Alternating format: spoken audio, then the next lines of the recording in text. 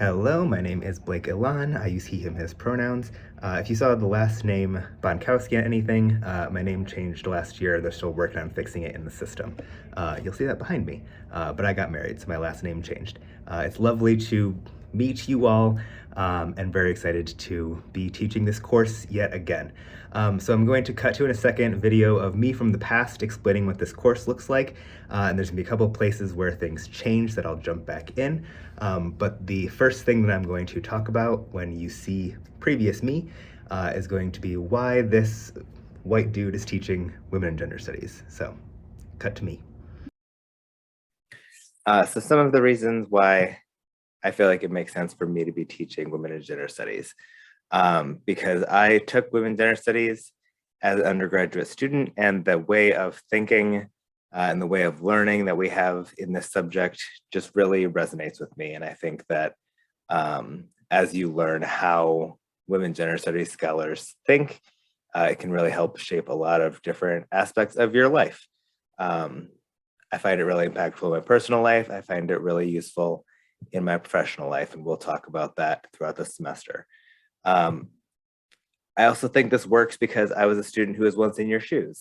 I took this course at the recommendation of friends and absolutely fell in love with it and became a women gender studies minor. And so I hope to be able to inspire some of that same love for the subject in you all as well. I do think it's important for people of all genders to engage in this kind of thinking and to be equipped with the knowledge to help break down the systems that we benefit from or are harmed by.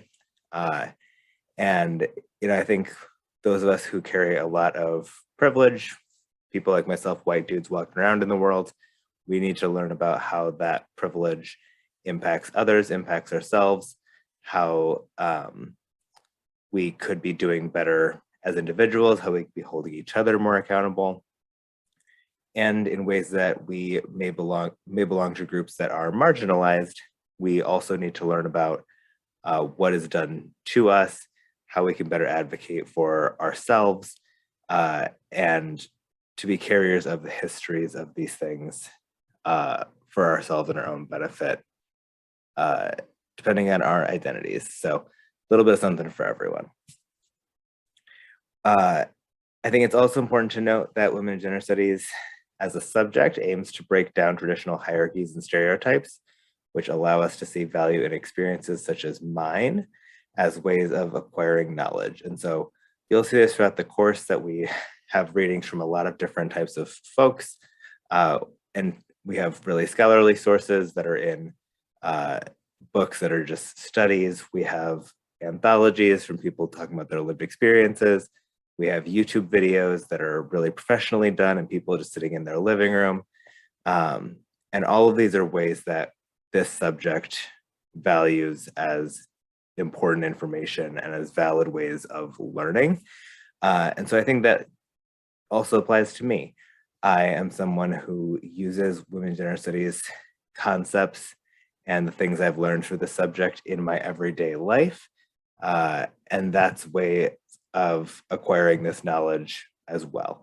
I also have a unique perspective on these subjects as a queer person, as a trans person, somebody who lives with disabilities that are not typically visible to others. And so those of us in those communities are also often engaged in this work because it talks about our own experiences as well. So just some notes about working with me and making sure that we're all on the same page about how to get a hold of me and all of that stuff. This is not my full-time job, so I appreciate patience as you have questions and you try to get a hold of me. One thing that I find to be really helpful to mention is that if you reply to your own email, it goes back to the top of my inbox, and that can be really helpful of just give me a nudge if you haven't gotten a response in a day or so. Email is going to be a great way to get a hold of me with WGS in the subject line. That's my email address.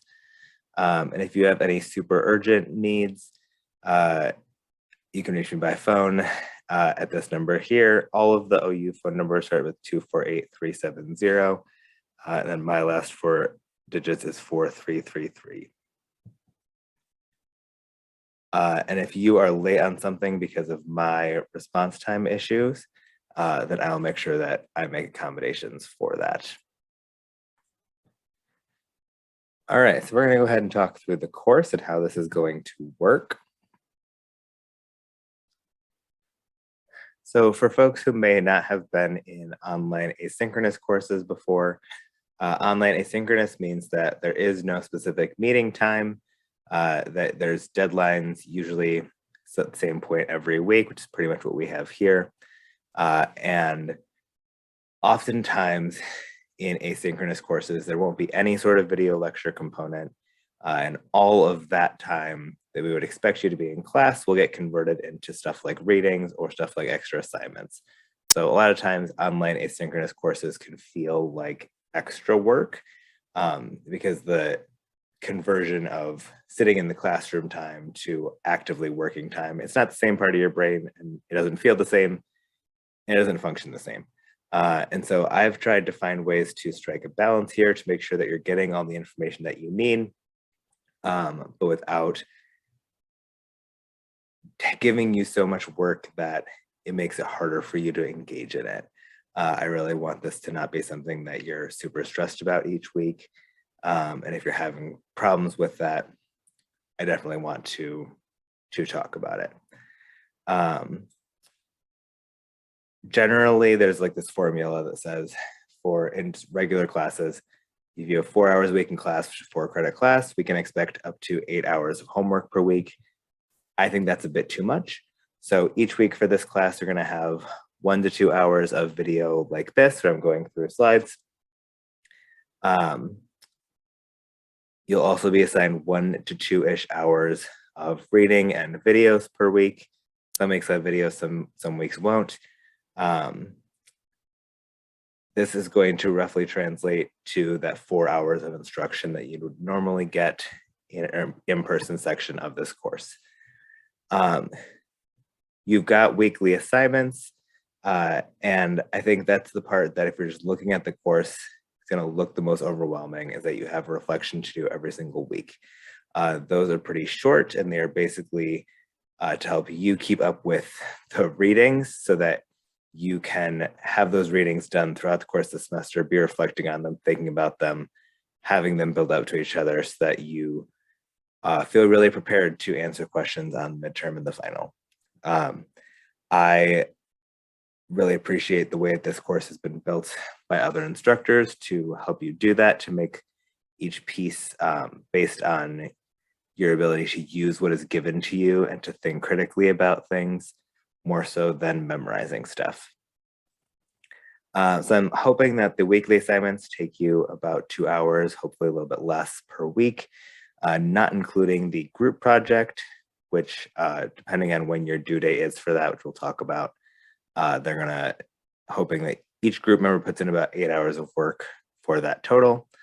And so I'm estimating like 4 to 8 with the group project hours per week commitment to this class. So that should be pretty similar to a lot of your in-person courses, and not hopefully too overwhelming.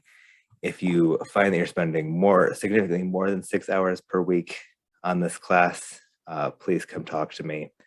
And I'm a person who has disabilities which make pieces of this harder.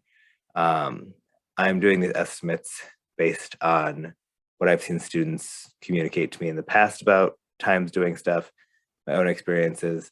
These times are definitely going to vary for different folks. And so that's how we try to really vary the types of instruction that you have per week. You got a little bit of video from me with slides, a little bit of reading, and it really is a small amount of reading per week.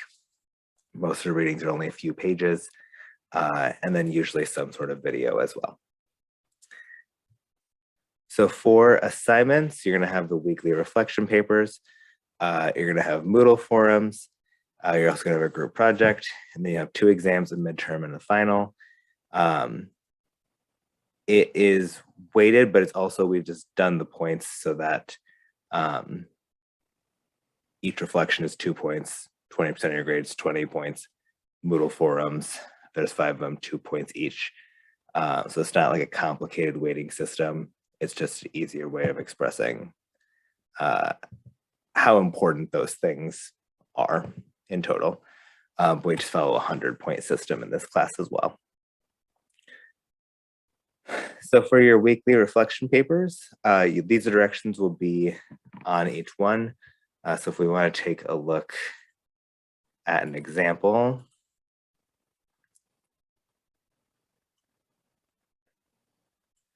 So that's the same description here, and it links directly to the readings that are going to be included in this particular reflection. So you're gonna write each week 200 words, tying the readings together, as well as any videos that are assigned if applicable. You do not necessarily have to tie directly to these videos that I put out into the slides. Watching these is going to be very helpful in assisting you in tying these concepts together. So I'm going to be talking through some of those connections, maybe asking you questions or giving you some ideas as to ways that you might be able to connect these things together. So it's going to benefit you to watch these, but the reflections are going to focus on the things that are assigned outside of these video lectures. So any readings and any videos that are assigned for you to be doing as homework. And those will all be in Moodle. You don't have to buy any text for this class. We have an open source textbook that's available in PDF in Moodle. All the other readings are going to be in PDFs that I upload. So the main thing with reflection papers is that it is not summarize this reading 1 in a paragraph, summarize reading 2 in a paragraph, summarize the video in a paragraph, and we're done. That's not what this is about. It's about learning bits and pieces from each of those sources of material and connecting them together and relating them to your own experiences. So and this is not sort of thinking that everybody is used to being asked to do. As we do the first couple, I'm going to be pretty chill about docking points and giving people helpful feedback. And if we get some good examples, I'll ask you a little permission to show some of those as well. There's 11 of these throughout the semester. One lowest score will be dropped. So 20 points total, 20% of your grade. This is how the grading for these is going to work. So you're getting 2 out of 2 points if you're following all the directions, and things start to go down if we're late or we're not connecting the readings together, if we're under 200 words, etc. We've also got 5 Moodle forums throughout the course. These are each going to be worth 2 points for a total of 10% of your grade. They're going to be a 100-word reflection. That's going to have a due date, and it'll also give you a due date of a week later to respond meaningfully to at least 2 of your classmates' posts. What I mean by meaningfully is going to be, it's clear that you've read what they've said. You're either connecting it to yourself or talking about something you've learned from them, adding on to what they have said, starting a conversation with them, not just being like, great, thanks, I appreciate you sharing, making it really clear that you have actually listened to them. This is an example of what one of those is going to look like, the Moodle forum. And so 100 words, you're going to answer as many of these questions as you can. Some of these are kind of multiple part questions here. And you'll go through and respond to your classmates to get those full points. Each one of these is 2 points, 1 point for your response, 2 points for the responses to your class. So in addition to your weekly reflection papers, you will have 2 other major assignments. You will have your group project and your exams. So your group project is going to be a 20-minute or longer educational video. Think crash course, SciShow, those sorts of things.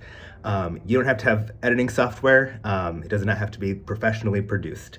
But in terms of that spirit of we're learning through YouTube, that's the inspiration.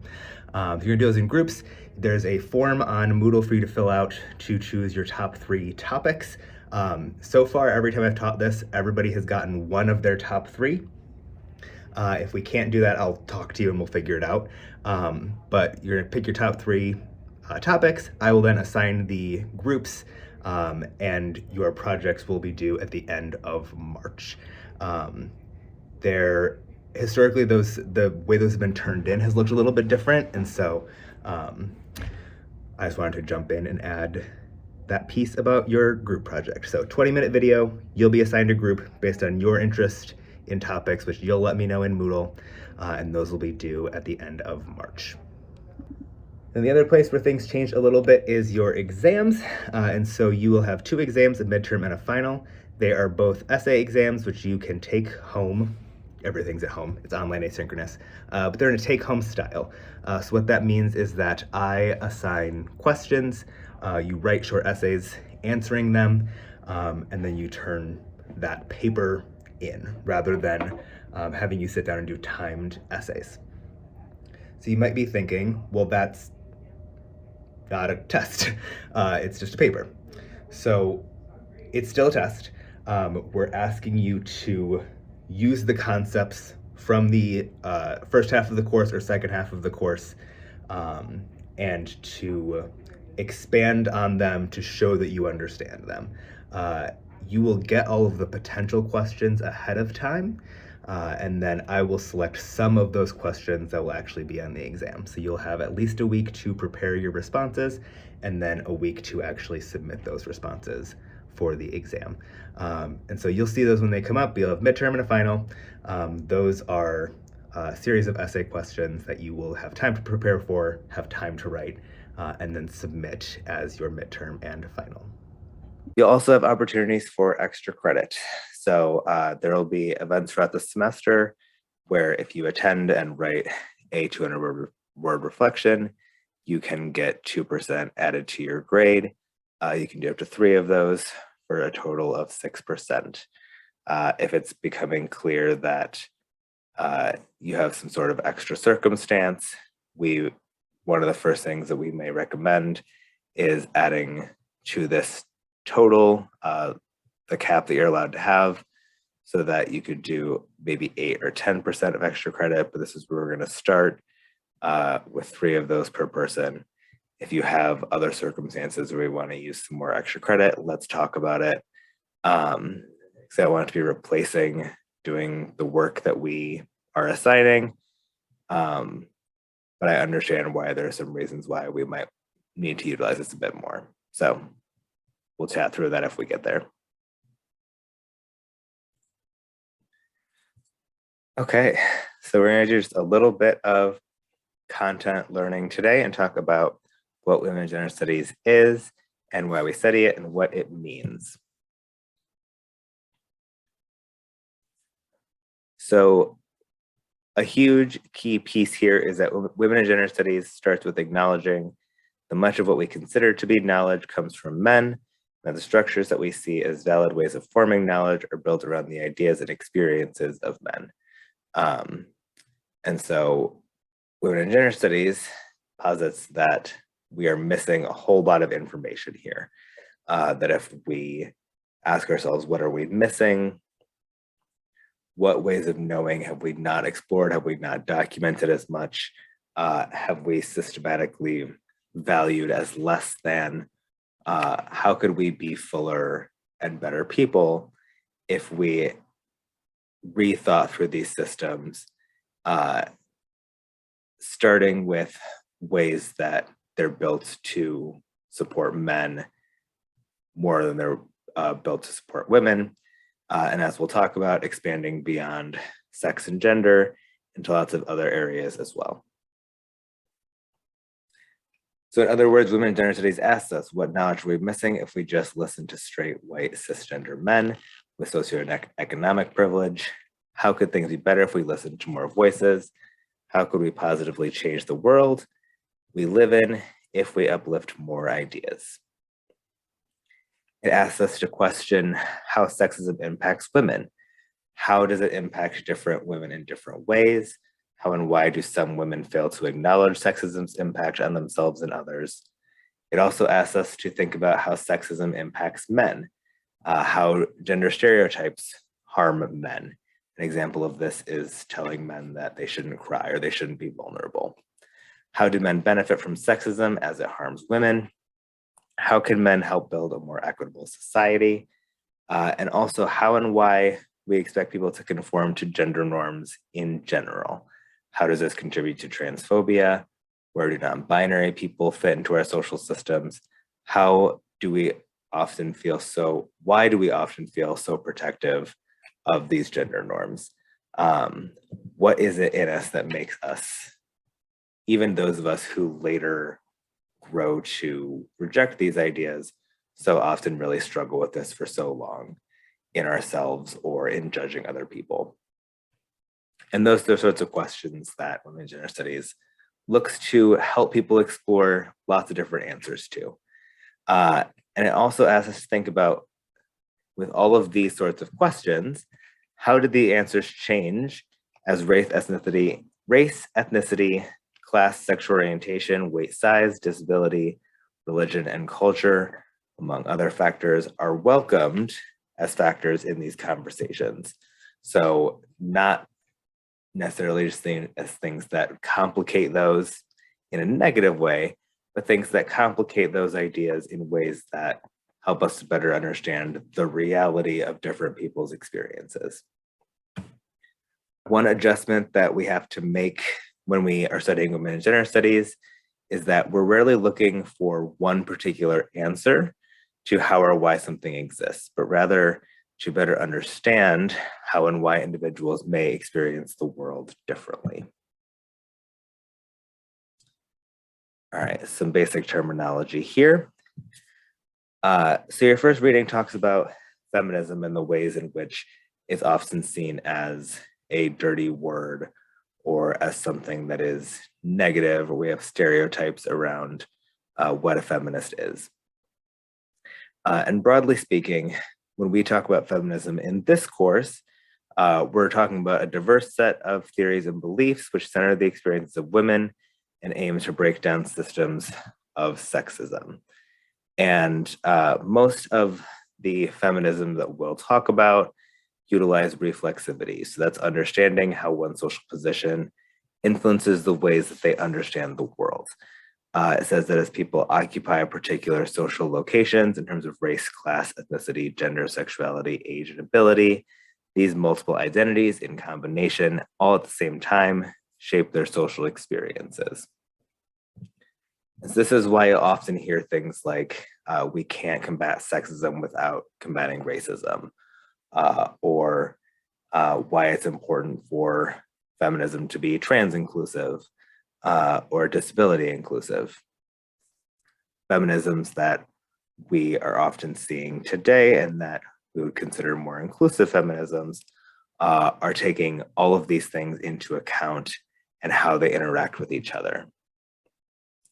We'll talk about this term a lot throughout the course, but just to introduce it at the up top. And I think to explain a bit how it's not always used exactly how it's intended to be used, the term intersectionality investigates how intersecting power relations influence social relations across diverse societies, as well as individual experiences in everyday life. So that's a lot to unpack there. How intersecting power relations, so different systems of power dynamics between groups, influence social relationships across diverse societies, as well as individual experiences in everyday life. So it's talking about structural ways these systems exist, as well as individual experiences. So structurally, we're talking about trans people being discriminated against in hiring and housing versus the individual experience of being called a slur on the street. The prison industrial complex targeting Black men and men of color versus individual experiences engaging with a specific police officer on the street. You're talking about both of those things. Intersectionality views identity categories as interrelated and mutually shaping one another. So this means that not all experiences of women are the same. Not all experiences of gay and lesbian people are the same. Not all experiences of trans people are the same. One of the reasons for that is all the other identities that they hold. The experiences of trans men and trans women are very different. Those are very different from the experiences of non-binary people. My experience as a white trans man is very different from the experiences of Black trans men, and especially of Black trans women.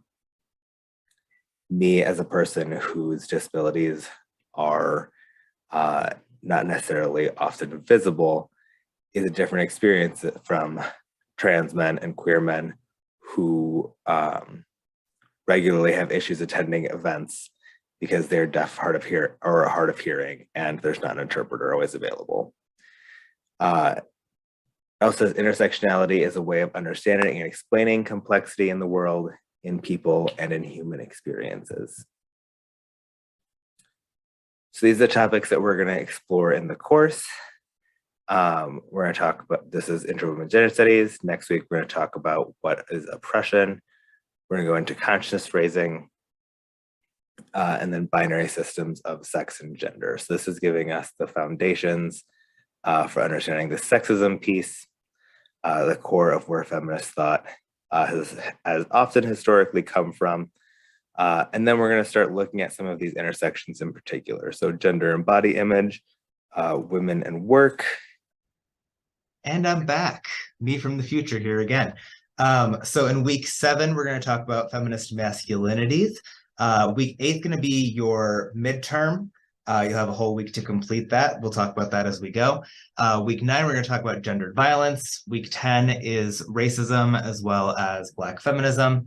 The week of Thanksgiving, we're going to focus on colonialism, followed by classism and heterosexism in week 12, and ableism in week 13, before we focus on your final exam moving forward from there.